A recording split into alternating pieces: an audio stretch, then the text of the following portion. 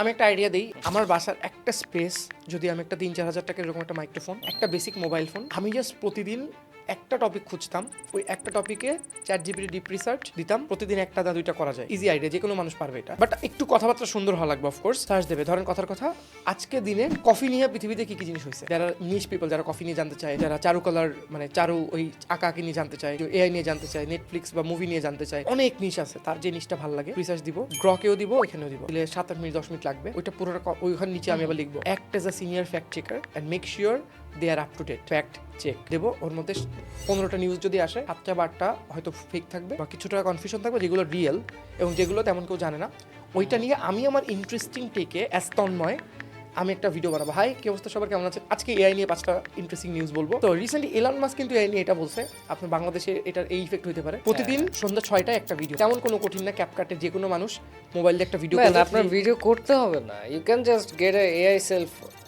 And like AI দিয়েই করা যায়। মানে আপনার এটা যদি একটা ভালো way হতে ক্যামেরা পারে। শাইনেস থাকে, আপনি নিজের ছবি দিয়ে এআই অ্যাভাটার বানিয়ে আপনি সেটা দিয়ে করতে পারছেন।